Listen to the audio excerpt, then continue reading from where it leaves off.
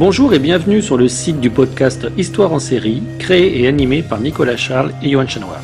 Au programme, une analyse des séries d'hier, d'aujourd'hui et de demain par les spécialistes des questions mobilisées par nos shows préférés.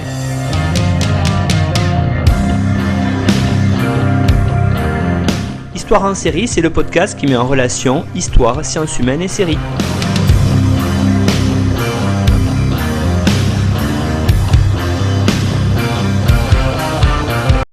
Bonjour à tous, bienvenue dans Histoire en série où je reçois aujourd'hui Valérie Dubslav. Bonjour Valérie. Bonjour Nicolas. Alors Valérie, vous nous faites l'amitié de revenir dans le podcast Histoire en série. Vous étiez venue parmi les quasiment premières intervenants et intervenantes au début du podcast nous présenter Dogs of Berlin, une série Netflix qui se passait à Berlin. Alors aujourd'hui, on va rester dans le monde germanique, on va rester d'ailleurs à Berlin. Mais avant ça, je vais vous présenter rapidement. Vous êtes maîtresse de conférences en histoire et civilisation du monde germanique. C'est à l'université de Rennes 2 et vous venez récemment de publier votre thèse sur les femmes d'extrême droite du Parti national-démocrate d'Allemagne depuis les années 60 chez l'allemand de Gruyter. Voilà donc une thèse publiée en allemand, publiée en Allemagne pour celles et ceux qui lisent l'allemand et en tout cas qui s'intéressent aussi à cette période. Je recommande les travaux de Valérie qui sont très très intéressants sur cette extrême droite en RFA. Alors aujourd'hui, on va un petit peu avancer dans le temps, on ne va pas être dans les années 60, mais on va revenir un tout petit peu en arrière. On va le voir, on va parler d'une série qui est disponible sur Amazon Prime. C'est la série Moi, Christiane F. Alors, peut-être comme c'est la tradition, Valérie, est-ce que, ma première question, vous pourriez répondre en nous faisant, si vous voulez, la présentation, mais aussi le déroulé, qu'est-ce qu'on trouve dans cette série Amazon Prime? Oui, alors bien sûr. Alors, la série Moi, Christiane F. est la réactualisation du livre éponyme intitulé en allemand Wir Kinder vom Bahnhof Zoo, traduit en français par Moi, Christiane F., 13 ans, droguée, prostituée, qui est apparu en 1978 en République fédérale. Et ce livre a souvent été décrit comme le Werther du XXe siècle, tant l'écho a été considérable, partout, d'ailleurs en France aussi.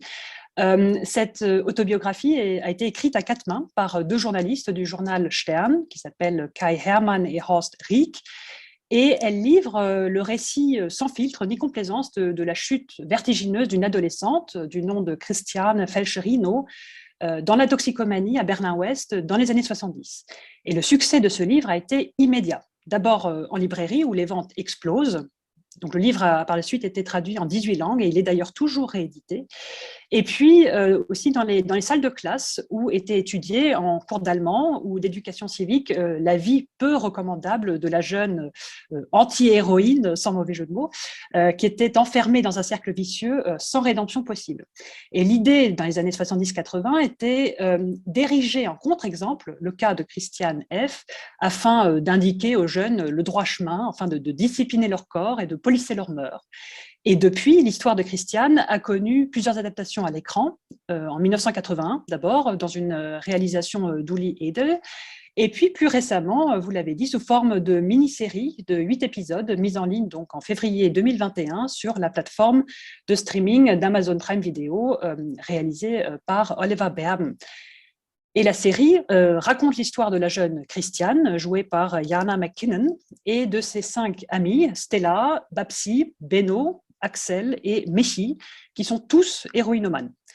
Et ce faisant, elle s'inscrit dans une tendance déjà bien marquée dans le paysage télévisuel contemporain, car comme d'autres séries, à l'instar de Sex Education ou Wir sind die Welle, Christiane F. narre et explore les défis que rencontre en gros toute personne au sortir de l'enfance, ses vulnérabilités, ses rêves, ses fantasmes, mais aussi les excès et dangers funestes auxquels certains et certaines ne peuvent pas se dérober quand ils sont exposés, comme les Christiane F., à la brutalité des rapports sociaux, aux drogues, à la criminalité et à la prostitution.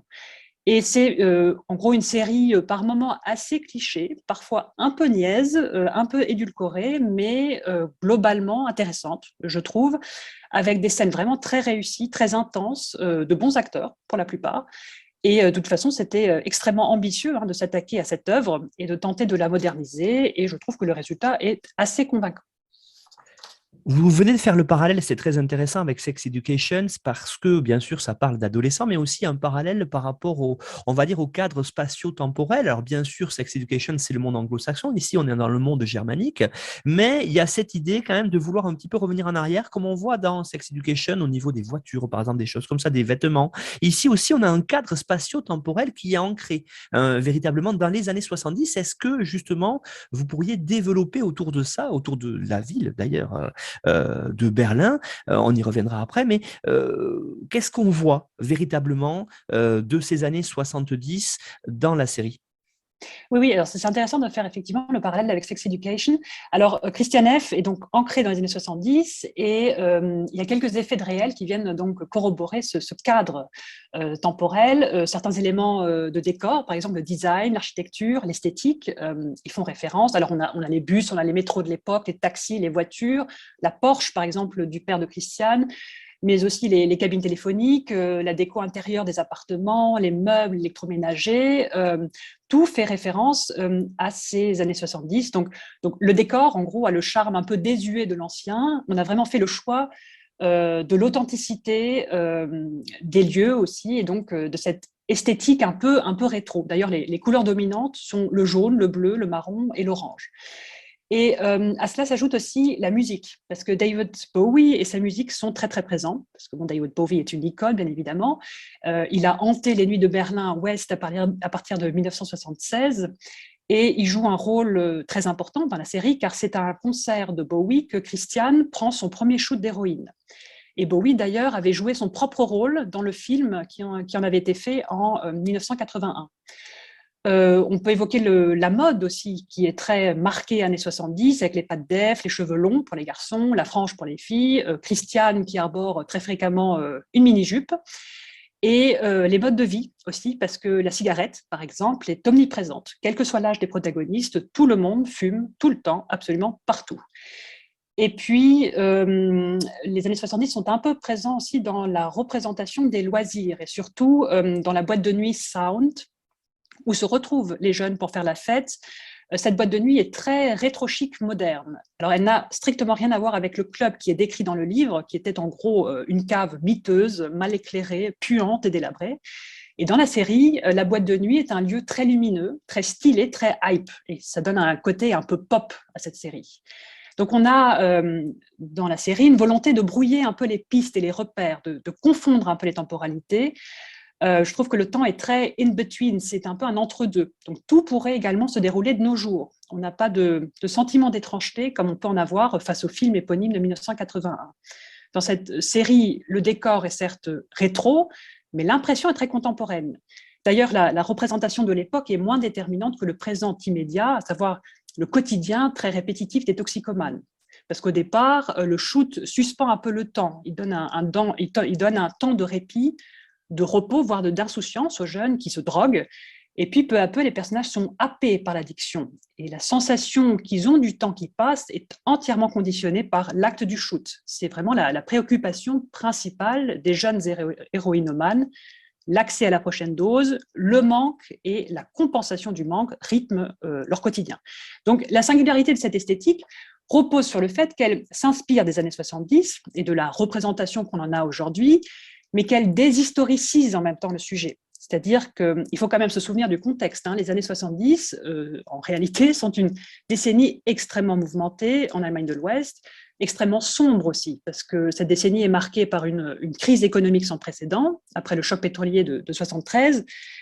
C'est aussi une crise sociale et une crise de confiance politique, à laquelle s'ajoute une crise sécuritaire en plus, liée au terrorisme d'extrême gauche et aux attentats, aux meurtres, aux enlèvements de la fraction armée rouge qui sévit dans cette décennie-là. Et le terrorisme connaît son apogée en 1977, lors de ce qu'on a appelé l'automne allemand. Donc, c'est une période connaissant d'immenses tensions, de crispations, dans laquelle s'établit une forme de dépression collective un peu et un discours apocalyptique, avec en plus la peur d'une guerre nucléaire et l'essor des mouvements pacifistes et écologistes qui se développent donc à ce moment-là. Donc, c'est une période compliquée, paroxystique et en même temps terne, sans éclat, d'autant plus à Berlin-Ouest, qui est un bout de ville emmuré à l'intérieur de la RDA. Et c'est ce qui a pu expliquer, pour certains et certaines, le recours aux drogues dures, parce que certains étaient à la recherche de légèreté, à la recherche d'une échappatoire aussi à cette morosité ambiante, à ce pessimisme général. Et justement, Christiane F., par son témoignage dans le livre, donne un visage, elle donne une voix à cette jeunesse en mal de repère, à cette jeunesse un peu en colère quand même et en inadéquation avec son temps. Elle rend compte du fait que la toxicomanie juvénile est le symptôme d'un malaise profond dans la société, qu'elle est en gros le symptôme d'une société en crise. Donc la toxicomanie est une manière d'entrer en rébellion, et la colère de cette jeunesse trouve alors un exutoire. Et c'est un peu dommage, je trouve, d'avoir gommé cet ancrage historique, parce que la série montre un imaginaire inspiré des années 70, elle en a ressuscité le décor, mais elle ne contextualise pas. Et ce qui est regrettable, je trouve, parce que du coup, la prise d'age, comme disent les jeunes en allemand, d'héroïne, apparaît comme quelque chose d'extrêmement futile. J'aimerais qu'on continue un petit peu, Valérie, sur ce contexte très important. Vous l'avez dit, Berlin-Ouest, on est en pleine guerre froide. Le mur est là depuis une bonne dizaine d'années. C'est très intéressant. Et puis, j'aimerais aussi que vous parliez un petit peu de votre spécialité à vous, hein, toute cette extrême droite, aussi ces souvenirs du nazisme qui sont très présents dans la société allemande et surtout à Berlin-Ouest à l'époque. Oui, alors c'est ça. Donc, je le disais, la série est assez déshistoricisée, mais elle intègre la guerre froide, ce qui peut paraître étonnant. Donc, l'intrigue se déroule à Berlin-Ouest dans les années 70, alors que cette partie de la ville forme une enclave de paix, de libéralisme et du vice aussi, en plein cœur de la RDA. Dans le livre, il est par moments question du mur, parce que le quartier dans lequel vit Christiane fait partie de Neukölln, qui est dans le sud, au sud de Berlin-Ouest, à quelques encablures du mur et de la RDA. Mais dans la série, on n'en parle jamais. Il est juste question de la Stasi, à savoir donc des services secrets de RDA, parce que l'un des personnages, Axel, affirme qu'il est espionné par les services secrets est-allemands depuis qu'une prostituée de la Stasi lui a procuré son premier shoot d'héroïne. Et ce que l'on prend tout au long de la série pour une obsession paranoïaque, une forme de lubie du garçon liée à sa prise de drogue, se révèle vrai. En fait, il est effectivement sur écoute. Et ce détail fictionnel, qui n'est pas dans le livre, sert pas à grand-chose dans l'intrigue, si ce n'est qu'il corrobore la thèse selon laquelle la Stasi aurait inondé Berlin-Ouest de drogue dure pour détruire la ville de l'intérieur et affaiblir la République fédérale.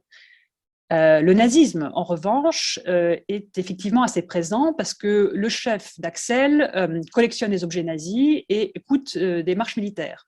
Benno, autre personnage, vole à son oncle la croix de fer qu'il a eue pendant la guerre, qu'il vend pour acheter des drogues. La grand-mère de Babsi, de par son autoritarisme et l'éducation qu'elle tente par tous les moyens d'inculquer à sa petite fille, est ou une ancienne nazie ou une monarchiste prussienne. Et donc, ces références sont assez frappantes, elles sont un peu lourdingues aussi, mais elles permettent en gros de mettre en avant la cassure entre ces jeunes drogués et leurs parents qui font partie d'une génération socialisée sous le nazisme et avec tout ce que cela charrie comme représentation, bien évidemment.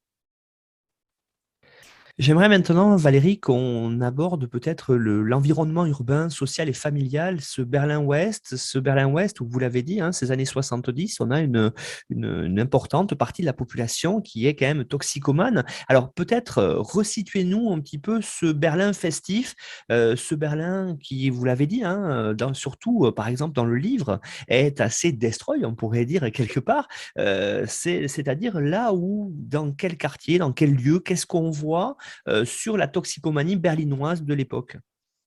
Oui, c'est très important, effectivement. Moi, Christiane F. prend pour objet la ville de Berlin et la montre vraiment dans toute sa complexité parce qu'elle éclaire différents milieux sociaux, différentes trajectoires individuelles, souvent douloureuses, bien sûr, et différentes dynamiques collectives. Et le tout vu à travers le prisme de cette ville, de cette métropole bouillonnante et attachante aussi, même si l'image de la ville n'est pas forcément très, très positive, parce que Berlin y est vraiment présenté comme ville de la décadence, complètement indifférente face à la déchéance de sa jeunesse. C'est vraiment un monstre urbain où sévissent le crime, la violence, la prostitution, le péché, quoi. Donc, Berlin, de toute façon, suscite bien des fantasmes dans les séries, que l'on pense à la série Dogs of Berlin de Christian Eyvand, par exemple, ou à Babylon Berlin de Tom Tykwer.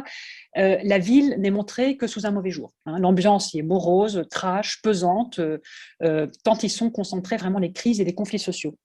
Et donc, dans Christian F., Berlin apparaît comme ville qui emmure sa jeunesse, qui la pervertit et qui, en gros, l'engloutit. Et donc, on peut se demander, mais d'où vient cette image ? Et elle vient en partie de sa vie nocturne, qui était très, très développée, notamment dans les années 70. Sa culture festive était, et est toujours d'ailleurs, très, très réputée. Sa nightlife, on parle de Nachtleben en allemand, est vraiment mythique. Et Berlin est très réputé pour ses subcultures, ses avant-gardes artistiques et ses nuits folles, pour son goût pour l'excès aussi, pour la transgression, la provocation. Alors on parle pour les années 70 de décennies de sex, drugs and punks. Et donc il y a vraiment tout un bouillonnement artistique, culturel très important à travers lequel s'exprime une forme de rejet aussi de la culture bourgeoise dominante, qui était considérée comme assez étouffante quand même, et des codes sociaux et moraux qui l'accompagnent. Donc, la culture festive fait un peu office de soupape. Elle permet de lâcher un peu de pression dans un contexte politique et géopolitique assez morose et angoissant. Alors, on peut peut-être dire quand même que pendant la guerre froide, Berlin-Ouest jouit d'un statut à part parce que le service militaire n'y est pas obligatoire. Et ce qui attire donc vers la ville de nombreux objecteurs de conscience, des réfractaires, des marginaux aussi. Et donc, Berlin-Ouest devient assez vite une ville rebelle, un repère d'anticonformistes et la capitale de la contestation étudiante à partir de la fin des années 60. Donc, on y expérimente de nouveaux modes de vie, de nouvelles formes de vie en communauté à travers les Wohngemeinschaften, les communes, qui sont des colocations très politisées et un peu spéciales. Et donc, on crée de nouveaux espaces de vie, dans les squats aussi, où se construit également une culture un peu alternative, un peu destroy, avec des clubs et boîtes de nuit, des salles de concert où se produisent de grands artistes comme, je l'ai dit, David Bowie ou Iggy Pop. Et donc, la vie nocturne se développe aussi parce que Berlin est la seule ville sans couvre-feu et qu'on peut y faire la fête jusqu'au petit matin. Et donc, dans la série aussi, de nombreuses scènes se passent la nuit, notamment dans la boîte de nuit Sound, dont j'ai déjà parlé, et qui symbolise donc cet aspect-là de la ville. Et puis, Berlin est aussi, à cette époque, le temple de la drogue. C'est-à-dire que dans les années 70, Berlin-Ouest est inondé de drogues douces et dures, du cannabis, du LSD, de la cocaïne, de l'héroïne, dont la consommation se développe dès les années 60 avec l'apparition d'une culture de jeunesse politisée dans le cadre des manifestations étudiantes. Donc c'est une période de contestation de l'ordre établi et de quête de nouvelles valeurs, donc post-matérialiste. On est à la recherche de l'épanouissement individuel, on est à la recherche du bien-être, de la découverte de soi. Et donc c'est une rébellion contre les systèmes de valeurs traditionnels, donc la morale, le rigorisme, la discipline qu'incarne la génération des parents socialisés sous le nazisme. Et c'est à ce moment-là, à la fin des années 70, que la subculture hippie, mais aussi la subculture punk, gagne en popularité, tout comme les drogues, donc qui donnent la possibilité d'atteindre des états de conscience un peu différents, d'affirmer donc un mode de vie alternatif, un peu trash et destroy. Et la toxicomanie devient un phénomène de masse dans les grandes villes et notamment à Berlin. Venons-en maintenant, si vous voulez bien, Valérie, au lieu que l'on voit dans la série. Alors peut-être le premier qui est quand même régulier parce que c'est un lieu de transit, c'est celui de la gare du Zoo à Berlin qui est montré dans la série. Qu'est-ce qu'on peut dire dessus, Valérie ? Oui, alors effectivement, dans l'imaginaire et en réalité aussi, la toxicomanie est associée à différents lieux emblématiques dans Berlin et donc d'abord au zoo, donc le Zoologischer Garten, qui est à côté du Kudamm, c'est la grande avenue de Berlin-Ouest, qui est un peu comparable aux Champs-Élysées de Paris. Donc le Bahnhof Zoo, donc la gare du zoo, était la gare centrale de Berlin-Ouest et c'est un espace public par excellence, parce que c'est, vous l'avez dit, un espace de transit, de passage, un lieu de retrouvailles aussi, de rencontres furtives éventuellement. C'est un lieu d'arrivée et de départ, mais un lieu où on ne reste pas. Et d'ailleurs, Christiane dit à un moment à Stella, oh, la gare est un lieu triste parce que personne ne veut y rester.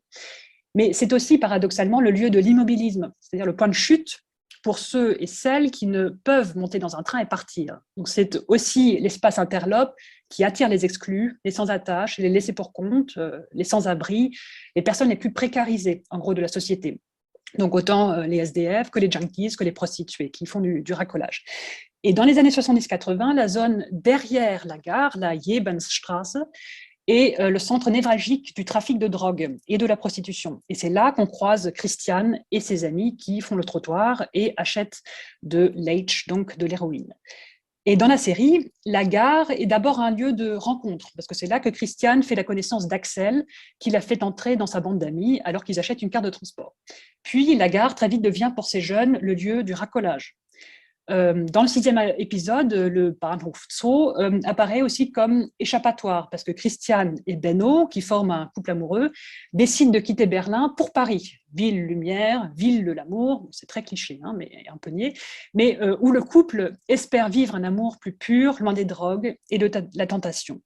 Paris apparaît vraiment comme antithèse de Berlin. Et donc Christiane attend Benno à la gare, mais Benno ne viendra pas. Et donc, elle reste prise au piège, au zoo, à Berlin, dans la drogue. Et la gare est donc aussi le lieu des illusions perdues, des départs avortés et de la fuite impossible.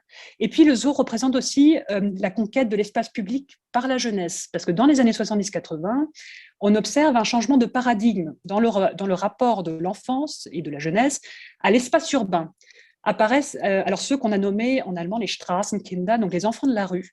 Parce que les jeunes, les adolescents font irruption dans un espace traditionnellement occupé par les adultes, les gares, les rues, les stations-service, qui sont des espaces désormais peuplés par des adolescents qui organisent leurs loisirs, qui flânent, qui glandent, qui s'occupent, qui discutent, qui écoutent de la musique et qui se shootent aussi accessoirement ou font le trottoir. Et l'occupation de la rue, pour eux, est liée à une volonté d'indépendance, à l'illusion de l'argent facile aussi par la prostitution, au refus de rester à l'écart du monde et d'intégrer des institutions de socialisation conventionnelles comme l'école ou l'université ou je ne sais quoi. Parce qu'à part Axel, qui travaille dans une usine, aucun autre membre de la bande n'est intégré à une institution quelconque. Ils sont tous des électrons libres qui tentent de vivre ou plutôt de survivre au quotidien. Autre quartier que l'on voit, c'est un quartier modèle, c'est un quartier tout neuf de Berlin. C'est celui qui a été surnommé du nom de son architecte, un Gropiusstadt. Alors, c'est un quartier qui a été construit dans les années 60, qui est un quartier où il y avait plusieurs milliers de logements, qui est dans Neukölln, vous l'avez dit. Comment on le voit ici? Parce que c'est vraiment symptomatique de ce qu'on vit en urbanisation en Europe, ces quartiers tout neufs des années 60, qui rapidement passent de la modernité au repoussoir. Oui, c'est exactement ça. Donc, Gropiusstadt est le lieu où vit Christiane et où se sont installés ses parents. Donc, ça a été conçu, vous l'avez dit, donc, par Walter Gropius comme cité modèle, comme nouvelle ville dans la ville, particulièrement moderne, avec ses barres d'immeubles très, très hautes. Et c'est une cité très convoitée au départ par les classes moyennes à la recherche de logements neufs, offrant donc un certain confort de vie. Seulement, c'est un espace entièrement bétonné et sans âme, avec une très forte densité de population qui n'offre rien en termes d'infrastructures sociales. Il n'y a pas d'espace de vie commune, pas d'espace de rencontre, de loisirs, il n'y a pas d'aire de jeu pour les enfants, par exemple. Et donc, c'est un espace où tout est interdit aux enfants. D'ailleurs, c'est dit dans le livre. Et dans la série, tout est froid et indifférent, comme le béton d'ailleurs. Donc les rapports sociaux, ils sont distants. La misère et la violence sociale omniprésente. Donc il y a de la délinquance, il y a de l'alcoolisme, il y a des violences conjugales. Et ce qui domine, c'est l'ennui et le manque de perspective. D'ailleurs, dans le livre, Christiane explique qu'elle consomme les drogues pour tromper son ennui. Donc ce quartier semble tuer tout esprit d'initiative, toute créativité. On y passe une enfance emmurée dans un quotidien morne, laid, insipide. Et les aménagements, les équipements sont assez rapidement vétustes ou dégradés, l'entretien quasiment inexistant. Et d'ailleurs, dans le premier épisode, Christiane raconte à l'école comment un ascenseur en chute libre s'est écrasé au rez-de-chaussée de son immeuble. Et on ne sait pas si elle fabule ou si ça s'est réellement produit. Bref, donc, comme le dit Christiane, pour résumer l'ambiance dans la cité, dans le livre, elle dit « Es stinkt », ça pue. Et donc, ce cadre de vie pousse les jeunes désœuvrés vers la délinquance, la transgression d'interdits et les drogues. Cela dit, un personnage Babsi ne vient pas d'un milieu défavorisé. Au contraire, Elle est issue donc de la grande bourgeoisie ou peut-être de la noblesse, on ne sait pas trop. Elle vit avec sa grand-mère dans une villa de Dahlem et elle aussi tombe dans la drogue parce qu'elle fréquente la bande de jeunes toxicomanes. Et donc ce n'est pas un problème de pauvres, mais un problème qui transcende les classes sociales. Donc c'est la ville avec ses tentations qui déprave la jeunesse innocente, qui l'enferme. Et par ailleurs, on peut peut-être mentionner aussi les animaux et leur représentation dans la série, parce qu'ils tendent eux aussi un miroir au personnage. Que ce soit la perruche d'Axel ou les souris, les cochons d'Inde, etc., de Gunther, qui est un autre personnage, la jument du grand-père de Christiane aussi, ou le dog du père de Christiane, tous ces animaux sont enfermés dans des cages, dans des boîtes ou tenus en laisse, et donc sans évasion possible. Donc les animaux et les adolescents subissent en gros une condition similaire. Et on peut peut-être faire aussi la comparaison avec la campagne, parce que dans un épisode, Christiane passe des vacances chez ses grands-parents à la campagne, en Bavière. Et le contraste visuel est assez saisissant, parce qu'on nous montre de grands espaces sous un soleil resplendissant, des champs de blé à n'en plus finir, un ciel saturé de bleu, des lacs et forêts magnifiques, une nature vraiment préservée et pure, où elle peut donc gambader librement au bon air. Et donc, il y a vraiment dans cette série le stéréotype du dualisme ville-campagne.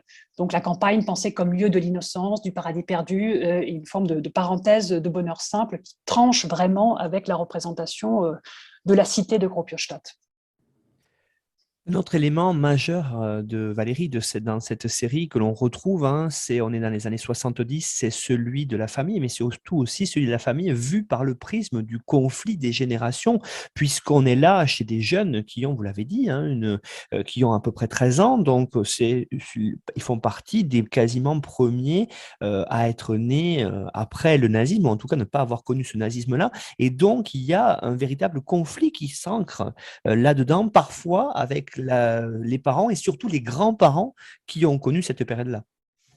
Oui, complètement. Parce que les adolescents sont non seulement victimes de leur environnement urbain et social, mais ils sont aussi les dommages collatéraux d'un monde adulte en crise et qui n'assume pas du tout ses responsabilités vis-à-vis des enfants.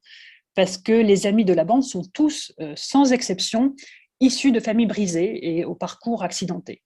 Par exemple, les parents de Christiane sont en perpétuel conflit. La mère trompe son père, qui est un loser sans nom, qui est violent, et les deux parents sont dans le déni. Ils sont complètement impuissants face à la situation. Stella, elle, est élevée par sa mère, qui est tenancière d'un bar, qui est alcoolique et qui abdique ses responsabilités et préfère fermer les yeux sur le fait qu'un de ses habitués viole sa fille, alors qu'elle-même est en coma éthylique.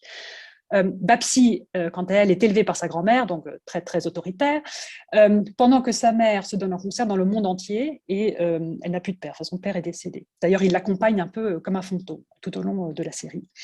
Donc, toutes les trois, Christiane, Stella et Babsi, essayent de s'arracher à leur famille. Elles fuguent à répétition et elles tombent dans la drogue après avoir fait une expérience traumatisante à la maison. Christiane, par exemple, est témoin de violences conjugales parce que le père noie quasiment sa mère dans la baignoire pendant une dispute. Babsi est humiliée par sa grand-mère devant des invités. Et Stella, je l'ai dit, est violée par un habitué du bar qui l'a vu grandir. Donc il y a là une forme de justification de la déviance, entre guillemets, des filles. C'est-à-dire que la cause de la toxicomanie est sociale. C'est le message un peu simpliste de la série. Et on apprend un peu moins sur les garçons. On sait simplement que les parents sont absents ou morts, ou qui les ont mis à la porte parce qu'ils étaient drogués. Donc le monde adulte apparaît comme un monde de brutes, où les parents sont des êtres absolument irresponsables, égoïstes et paumés, et les enfants sont livrés à eux-mêmes. Et c'est un peu ce qui distingue la série du film de 81 et du livre aussi d'ailleurs, parce que dans le film et le livre, on n'apprend rien quasiment sur le background des personnages. On ne donne pas d'explication, pas de cause vraiment pour leur addiction. Il y a juste un peu une mise en garde, qui est d'ailleurs plus inquiétante à l'époque, pour les lecteurs de l'époque, disant grosso modo que les enfants de bonne famille aussi peuvent tomber dans la drogue. Et donc ça faisait peur aux classes moyennes et supérieures dans les années 70-80. Donc en gros, la série thématise des enjeux assez universels de la puberté et de l'adolescence, l'émancipation des parents, la rébellion contre l'ordre établi, la quête d'identité, l'affirmation de sa différence et de modes de vie non conformistes, anti-bourgeois, et parce que les jeunes veulent vivre une vie qui ne soit ni commune, ni ordinaire. Ils sont attirés par la singularité, par l'obscène, et par une forme de radicalité juvénile. Donc, d'où la volonté aussi d'aller contre les interdits, de transgresser des tabous, de contrer les normes associées à l'enfance, la rigidité du carcan moral, avec l'ambition aussi de démasquer les adultes pour ce qu'ils sont, hein, et de dénoncer leur hypocrisie. Tout cela dans le contexte post-68 art.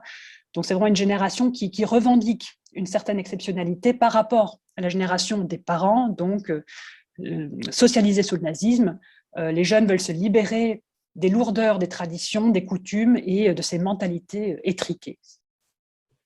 Moi, Christiane F., c'est une série, c'est une mini-série qui met au centre, on va dire, hein, la bande d'amis autour de Christiane, une bande d'amis bien sûr qui se drogue. On va y revenir après sur la drogue. J'aimerais qu'on revienne sur la bande d'amis elle-même, Valérie, si vous voulez bien, parce que vous avez commencé à l'évoquer. On a des valeurs quand même qui sont mises en avant dans cette série, notamment bien sûr l'amitié, mais aussi l'amour qui se développe dans cette ville, vous l'avez dit, hein, très très urbanisée, très très froide de Berlin, où sévit la drogue. Oui, effectivement, oui. Parce que, donc je l'ai dit, les parents ne sont pas là, ils ne remplissent pas leur mission, et donc le groupe d'amis constitue un puissant ersatz familial. Le groupe d'amis est une bénédiction pour ces jeunes parce qu'il les arrache à leur environnement immédiat. Donc le groupe est un refuge où se construit l'identité de chacun et de chacune, où se vit la solidarité aussi. Alors il y a une scène qui est assez fabuleuse où les jeunes sont assis autour de la table et ils se passent une seringue comme si c'était un joint en fait. Et donc ça aussi, ça participe un peu de la banalisation du geste, du shoot. Mais donc, on montre des jeunes qui entrent en transe ensemble, qui dansent ensemble, qui s'amusent ensemble et qui passent en gros le plus clair de leur temps ensemble. Et parfois, l'amitié et l'amour se confondent. Parce que le groupe est aussi le lieu du flirt et des déceptions amoureuses, où il y a jalousie et concurrence sentimentale. Et Christiane, bien sûr, est un personnage clé de cette configuration de personnages. Mats est son premier amour, mais aussi sa première déception. D'ailleurs, il meurt assez vite d'une overdose. Avec Axel, elle vit un amour empêché, parce qu'il lui écrit une lettre d'amour en encre magique, et elle n'arrive pas à la déchiffrer avant la mort tragique d'Axel. Et elle vit un amour assez toxique avec Benno, parce que le couple s'entraîne mutuellement dans la drogue sans réussir à s'en sortir. À côté de ça, on a Babsi et Stella qui vivent un ménage à trois avec Günther, qui les accueille chez lui contre des faveurs sexuelles et de l'héroïne. Et c'est une relation vraiment très asymétrique et pour le moins dérangeante, parce que en dépit de l'amour pédophile que Günther éprouve pour les deux filles, et surtout pour Stella, il est le seul à les accueillir quand elles ont nulle part où aller. Et donc, ces deux filles trouvent dans ce ménage à trois une forme d'équilibre et leur compte jusqu'à la rupture. Messi, quant à lui, est amoureux de Benno, mais cet amour homosexuel est impossible parce que Benno est amoureux de Christiane. Donc, le groupe, avec ses dépendances et configurations, est aussi l'un des principaux moteurs de la toxicomanie, parce que tant qu'ils sont dans le groupe, ils n'arrivent pas à arrêter. Et ce n'est qu'avec l'étiolement du groupe, après la mort de plusieurs membres, que l'affranchissement des drogues semble éventuellement possible pour certains et certaines. Ce qui est aussi intéressant dans cette série, dans cette mini-série, c'est de voir comment elle est filmée, de voir aussi comment on montre les corps, hein, ces corps juvéniles, vous l'avez dit, ces corps juvéniles qui, bien sûr, on va en parler juste après, hein, sont soumis à la prostitution, mais j'aimerais ici qu'on revienne aux corps eux-mêmes et à la façon dont on voit les effets de la drogue dessus, parce que c'est quelque chose qui aussi peut parfois apparaître très cru, par exemple. Oui, oui, complètement. Oui, il y a vraiment toute une réflexion sur le corps qui change aussi, d'abord avec l'entrée dans la puberté. On vit avec Christiane les premiers signes de féminité, les premiers saignements, par exemple, l'éveil de la sexualité, aussi du désir, l'intérêt pour les garçons de son âge. Et bon, c'est un peu Eros et Thanatos revisité, parce que la passion amoureuse entre les adolescents, notamment entre Christiane et Benno, est liée à la mort et le sexe est lié à la drogue. Et ces adolescents, donc ils ont 13-14 ans dans le livre, ils sont un peu plus âgés quand même dans la série, je dirais une vingtaine d'années. Donc ces jeunes ont une conscience aiguë de leur finitude. Et ils sont, comme ils le disent à plusieurs reprises, attirés par le kick, comme on dit en allemand, le frisson et l'interdit et une forme de désir morbide. Parce qu'ils connaissent le danger de l'overdose, ils connaissent le sort funeste qui flotte un peu comme une épée de Damoclès au-dessus de leur tête. Et ce qui est bien montré, je trouve, c'est le changement du corps sous l'influence de l'héroïne. Parce qu'au fil des épisodes, les corps sont de plus en plus marqués par l'addiction et la perte de contrôle. Alors qu'au départ, les corps sont magnifiques, mais vraiment d'une blancheur éclatante, ils sont musclés, ils sont immaculés, ils sont forts, vigoureux. Leurs corps de junkies sont de plus en plus tordus, parsemés de stigmates des injections, alors partout, sur les pieds, entre les orteils, les bras, vraiment partout. Et ils sont de plus en plus recroquevillés sur eux-mêmes, amaigris, les yeux cernés, le teint jaune, et saisis de violents tremblements, de suées, de vomissements, de démangeaisons. Et les scènes de sevrage sont particulièrement saisissantes parce qu'on y voit des visages pourtant enfantins, mais défigurés par la douleur, le regard fou ou hagard. Et le manque est ainsi matérialisé par cette corporéité, par ce corps en souffrance. Et il donne lieu vraiment à des scènes assez impressionnantes, sachant que le film de 81 est plus trash encore parce qu'il montre le sang qui gicle des plaies, le sang dans les seringues. Et le sang est quasiment absent dans la série, tout comme d'ailleurs la question de la contraception ou des grossesses involontaires ou des MST. Parce que on sait que le sida n'a été découvert qu'au début des années 80, mais il y avait d'autres maladies, l'hépatite, la syphilis, etc. Et on n'en parle pas, et je trouve que c'est assez problématique d'ailleurs. Par contre, on voit bien la prostitution, vous l'avez dit, c'est avec la drogue, c'est au cœur véritablement de la série. Alors justement, comment est-ce que cela est filmé, Valérie? Et puis comment est-ce que justement on met en avant à la fois, vous l'avez dit, cette sexualité, et cette sexualité que les adolescents découvrent, et en même temps aussi le revers de la prostitution, c'est-à-dire la marchandisation des corps. Exactement, oui. La prostitution est l'autre versant du sexe, facturé celui-là. Et la prostitution est liée à des endroits emblématiques aussi. Donc, comme j'ai déjà dit, la gare du Zoo et les trottoirs de la Kurfürstenstraße, qui est toujours d'ailleurs un haut lieu de la prostitution des mineurs, qu'on appelle en allemand le Babystrich.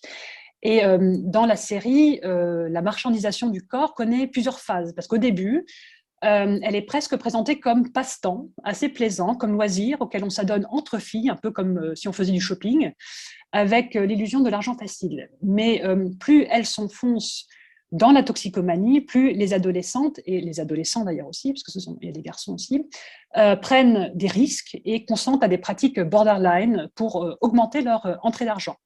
Et donc, on a dans la série vraiment toute la panoplie des pratiques et ce qu'on pourrait appeler des perversions sexuelles. Alors, ça commence par la masturbation, la fellation, la pénétration, et ça va jusqu'au jeu sadomasochiste. Il y a un client, par exemple, qui s'appelle Stottermax, qui est un homme qui compense son bégaiement par une fantaisie débordante, parce qu'il aime être humilié et cravaché jusqu'au sang. Et son dos, d'ailleurs, est recouvert de cicatrices, et il meurt sous les coups de la cravache. Et donc, qui sont les clients des prostituées? Ce sont des hommes d'âge moyen, à l'apparence très soignée, respectable, parfois mondaine d'ailleurs, qui souvent mènent une double vie. Et il est pas mal question dans la série de fêtes sexuelles chez un certain Franck, qui sont en gros des partouzes géantes dans un appartement très luxueux où l'on pratique l'échangisme. Et à travers ces fêtes sexuelles s'expriment aussi des rapports de domination intersectionnelle entre adultes et jeunes, entre riches et pauvres, etc. Et donc, il marque des rapports de pouvoir asymétriques et qui marque aussi la duplicité des adultes qui sont souvent des représentants de l'ordre établi. Et on sait que parmi les clients de Christiane F., donc la vraie, et des autres prostituées, et c'est dit dans le livre, il y avait des juges, des policiers et de bons pères de famille. Et donc on a l'impression, et dans la série aussi, que la sexualité des adultes est corrompue, car ce sont eux qui sexualisent les adolescents, ce sont eux qui phagocytent leur joie de vivre et qui leur dérobent leur jeunesse. Et autre conséquence de la marchandisation, c'est la réification des prostituées, des garçons et des filles. Parce que plus ils s'adonnent à la prostitution et à l'héroïne, plus les corps sont usés, défaits, détruits, plus ils perdent de leur, entre guillemets, valeur marchande. Et donc, ils peinent à trouver des clients qui payent moins pour les mêmes services, entre guillemets, voire les maltraitent. Par exemple, dans l'épisode 7, Babsi est violée et torturée par plusieurs clients qui l'abandonnent dans une cabane en pleine forêt. Donc, ça montre le cercle vicieux de la prostitution, sans cadre légal, ni garde-fou, ni intermédiaire d'ailleurs, et ni filet de sécurité, comme elle pouvait éventuellement en avoir dans les maisons closes, avec des macros, etc. Donc, elles ont l'indépendance, certes, mais elles sont aussi particulièrement vulnérables parce qu'elles sont dehors la loi et l'État ne les protège pas.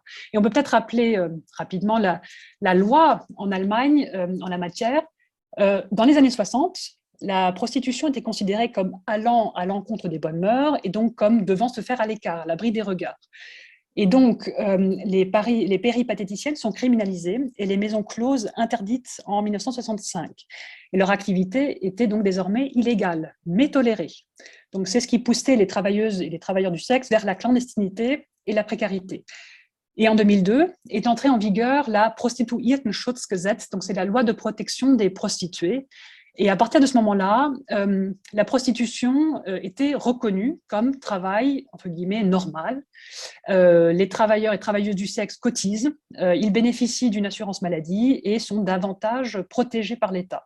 Donc il y a vraiment un changement de paradigme à ce moment-là, car le sexe facturé n'est plus marqué du sceau de la honte sociale, du tabou, mais devient un emploi reconnu. Il y a même une forme de banalisation, comme on a pu le voir en 2006 pendant la Coupe du Monde à Berlin, avec le pullulement de maisons closes et l'essor du tourisme sexuel dans la ville. Venons-en maintenant à la drogue elle-même, hein, parce que vous avez commencé à le montrer depuis le début de l'émission. On comprend bien, on voit bien, surtout dans les images en regardant la série, que la drogue telle qu'elle est présentée passe d'un moment festif au fur et à mesure à une véritable descente aux enfers d'ailleurs. Et ce côté destructeur est de plus en plus marqué au fur et à mesure de l'avancée de la série. Oui, c'est ça. Parce que donc la série a pour objet donc la chute vertigineuse dans la toxicomanie, mais cette chute n'est pas abrupte, elle est processuelle, elle est insidieuse. Au début, c'est l'euphorie. On nous montre une toxicomanie joyeuse et festive de jeunes hédonistes soucieux de fuir la dure réalité sociale dans laquelle ils évoluent. Donc, je l'ai dit, la violence, les conflits, l'ennui, le désœuvrement, la solitude. Et parce que la drogue les libère des rudesses du quotidien, les rend amnésiques, les conforte, les détend, les apaise, tout en leur procurant des sensations inédites. Michi, par exemple, dans le 2e épisode, explique la sensation que lui procure l'H, comme il dit. Donc il dit, ouais, c'est comme en hiver, quand on a froid, que quelqu'un vous apporte une couverture bien chaude. Et donc la drogue a un effet réconfortant. C'est un bonheur éphémère, une parenthèse un peu hors du temps. Et d'ailleurs, il est intéressant de voir comment est visualisée l'ivresse dans la série, parce qu'elle est toujours en lien avec l'altitude, l'avion, l'ascenseur, la pesanteur. Le shoot donne l'impression de flotter, de voler. Donc la drogue est présentée comme foncièrement consolatoire, libératrice, voire émancipatrice, parce qu'elle leur donne l'impression trompeuse d'être invincible, immortel, puissant. Et d'ailleurs, la scène inaugurale de la série est assez puissante à ce niveau-là, mais je ne vais pas la spoiler, donc regardez-la. Donc, dans de nombreuses scènes, on voit des jeunes basculer doucement la tête en arrière, fermer les yeux après le shoot et s'endormir paisiblement. Et c'est limite d'ailleurs un peu choquant, je trouve, au début, parce qu'il y a une idéalisation de la drogue dont on ne montre que le côté fun, donc la drogue comme échappatoire. Seulement, le bonheur artificiel n'est qu'un leurre. Et dès le début, on détecte des signes annonciateurs de la catastrophe. On voit des murs qui se fissurent, des vitres ou des miroirs qui se brisent, des hallucinations de plus en plus angoissantes pendant les transes, donc des tremblements de terre, des noyades, etc. Et c'est alors qu'apparaissent les premiers morts par overdose parmi les proches des protagonistes. Matze, donc le premier amour de Christiane, et puis surtout Axel, qui est la bonne étoile du groupe, et puis Babsi, l'innocente.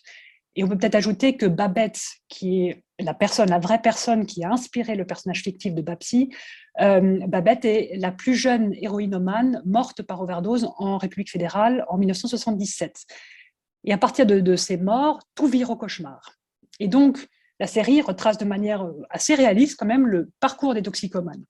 Parce que contrairement aux drogues douces, on ne s'initie pas seul à l'héroïne. On y est introduit par quelqu'un, un ami, un proche. Donc, il y a une forte dynamique de groupe, il y a une forme de pression sociale quand même, et il peut y avoir des effets de mimétisme aussi.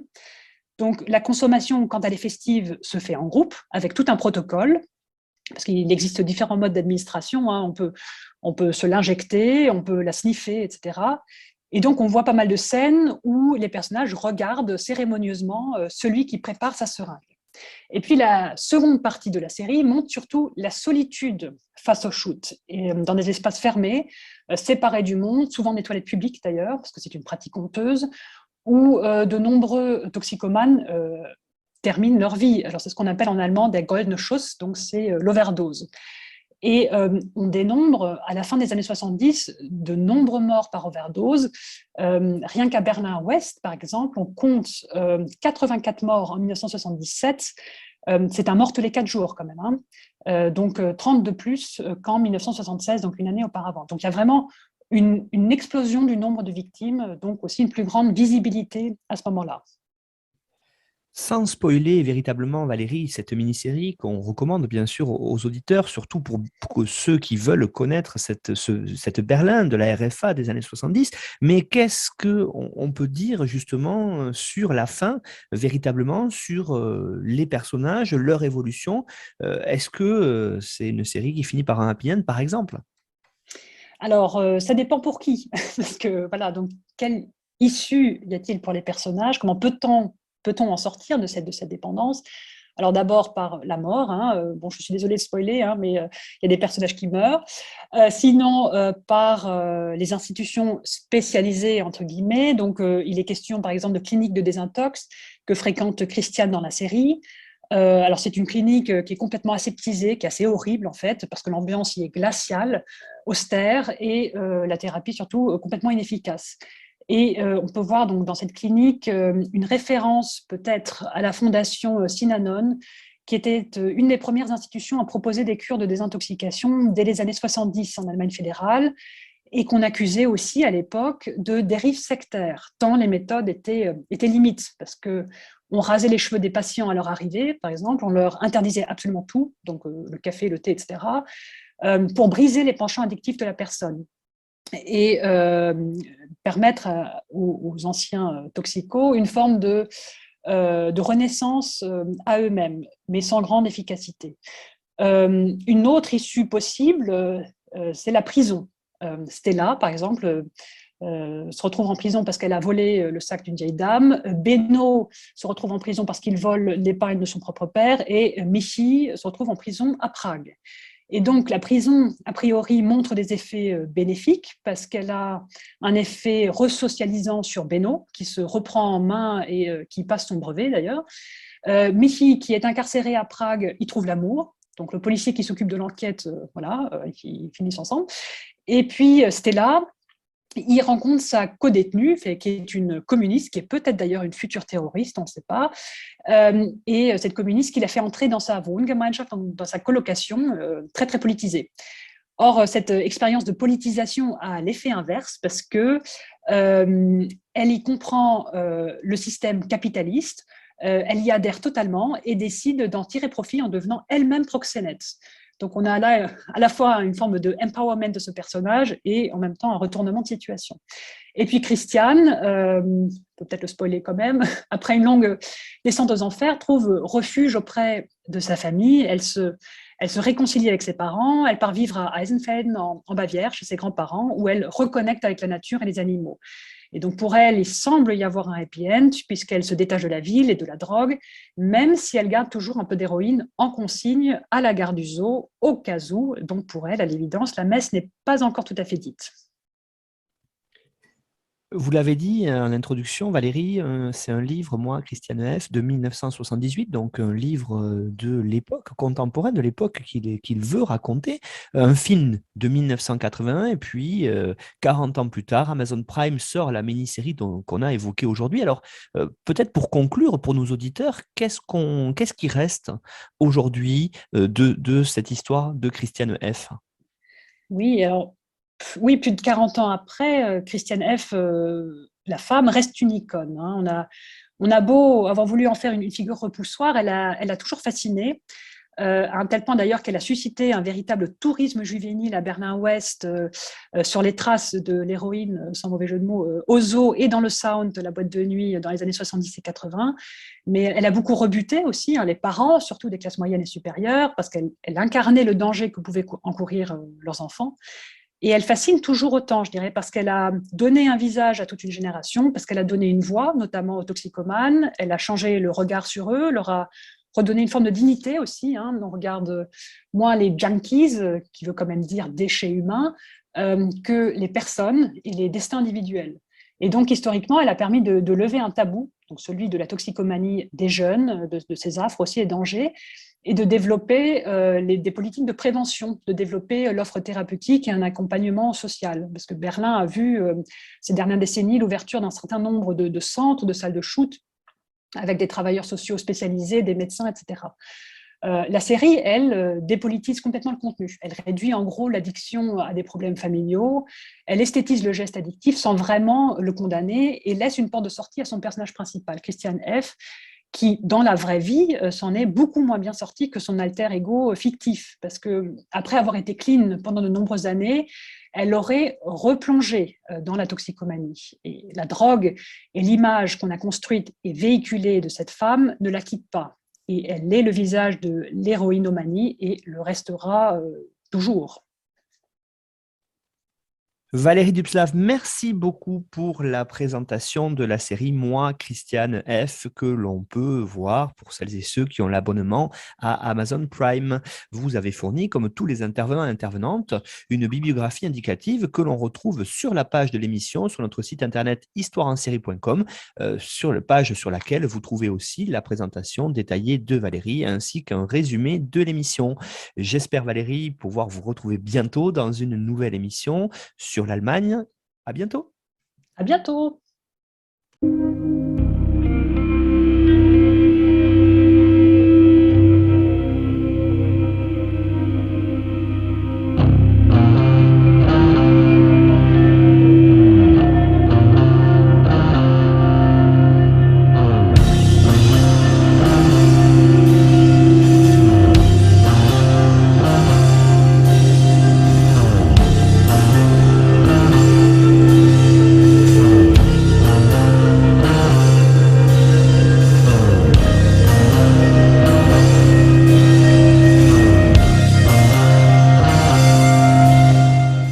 Retrouvez-nous sur Twitter @Histoire en série pour connaître le programme à venir ainsi que des conseils bibliographiques.